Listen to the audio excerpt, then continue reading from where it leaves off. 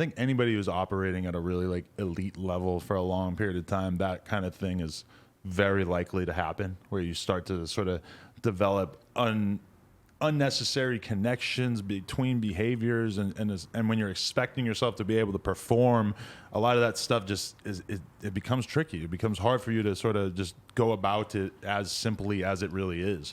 Yeah, no, that's the thing. It's like when you're a little bit more careless when you're younger, things work out so much better, you know, than when you're a little bit older and you're overthinking everything. Because when you take your brain out of the equation, it's like I'm confident in my ability to decide what I can do and what I can't do at this point, you know? So sometimes I talk myself out of doing things, even though I know I can do it, because my brain is just so loud. It's telling me like all the bad things that could happen. You know what I'm saying? So it's like, I've had to work on that to where I can push through it and just do it. You know what I'm saying? Right. So one clip that I wanted to mention that I saw from you the other day that just really struck me as like a really bizarre thing that I never would have expected anybody to do. And for people who want to see it, it's in the Cult San Diego video, but there's just like a big tall ledge, and then there's like an awning over a door, this like blue piece of transition, and you actually like go at it and like bump your tire, kind of like ride up a little piece of transition and then like ride down, and then it's like a 8-foot drop or whatever. It was like really high. Then I started swimming. That just struck me as like such a bizarre spot for you to notice, for you to then do that, and for you to feel the need to bonk your tire on the way in instead of just jumping into it. Yeah. How did that go down? It's funny. So shout out to Dane Berman. He's a professional skateboarder. He's a friend of mine. Yeah. Him and I trade spots like all the time, you know? Anyways, we were down there. So I hit him up. I was like, hey, like you want to come skate with us while we're riding or whatever? So him and Chris Cole met up, and we were just cruising around, and we were kind of running out of spots in Oceanside. And he's like, oh, I have this thing up the street if you want to check it out. So he took us up there, and I was like, dude, this thing's so sick. And I guess some skaters have ollied into it also. Yeah, but it was a weekday. It's at a post office. The post office was open. And I got up there, and I had heard that someone might have jumped into it already on a bike. Oh. So I was like, I'm up here, and I really want to do this, but I'm not trying to like just do the same thing someone else did. I was like, I'm going to try and wally up into it. You know what I mean? Right. So I like checked it to make sure it was sturdy, but I knew I couldn't jump into it more than once because we were going to get kicked out. It was out of post office during the week. It was loud when you went into it? Yeah.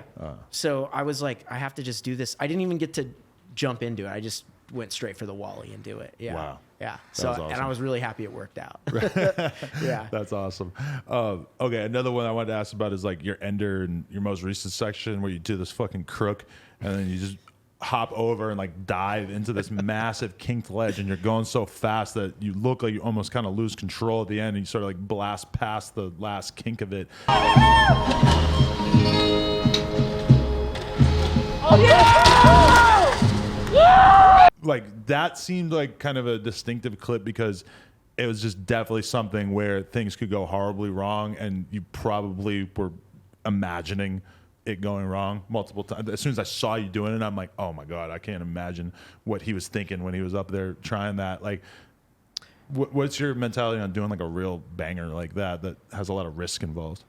Yeah, that one I was terrified. I was really scared, and I had to push through all kinds of anxiety around that one. But like, you know, it was strange because at that moment, I was like, I was accepting what could happen. I was just, you know what? Okay, that can't happen, but I'm going to push through, and I want to do this, you know? So, you know, I had thoughts of falling over the thing as I was doing it, you know? So, yeah, needless to say, I was really happy that I didn't die and I rode away. And yeah, so right. Yeah, it's just, I don't know.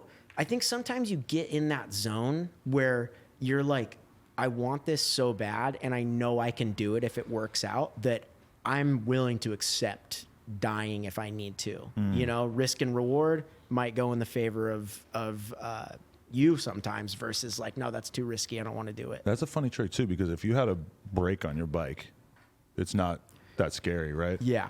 Oh, dude. If you could just slow down a little bit, it's not that wild. The first time I just rode down the thing without doing the grind pop over, I almost died. Like bars turned on the last kink. Like it's fast. It's really fast. Yeah. So that's what I was scared of. I was like, I might even land the trick, but when I get to the end, like turn my bars wrong and die, you know? So yeah, I don't know, man. It's like, it's weird. As much as I hate the downsides of riding, like the fear and all those things, it's like, it's motivating at times. And that was a time where I was like, dude, I'm down for it. Like, you know what I'm saying? Like, I felt like I was about to get in a fight. I was like, I'm down. Like, let's do it. Yeah. At this point, you feel like you're always filming top tier stuff? Like you're always filming for projects you actually give a shit about, or anything that's like something that you're not actually, that you don't think is that cool, could be like an iPhone clip or something you put in your story or whatever? Because remember, there's always that like, oh, we're gonna do like web edits versus like video parts thing. But I feel like at this point, the web edit clips are all just maybe some stuff you just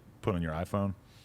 Yeah, I think these days, like that's one of the hardest things is like kind of I want there to be a difference between what is in like a web part or a video part and what's on my Instagram and what's on the story. You know what I'm saying? Like you need to have things for each of those things. You got to feed all the monsters, you know? So it's like sometimes I'll start filming something for Instagram and I'm like, oh, if I add this to it, like this would be like I'd be really stoked if this was like a real trick for my part. You know what I mean? So it's a case by case basis is all I'm trying to say is like, you know, and if it's a trip video, like obviously you don't want to do something that's going to take 3 days to land, you know, It's like you have to do things within reason. So case by case, you know, I think the more flexible you can be with like, okay, this is okay that this is going to here. This is okay that this is for Instagram. This is okay. This is for a video part. And like, I guess being able to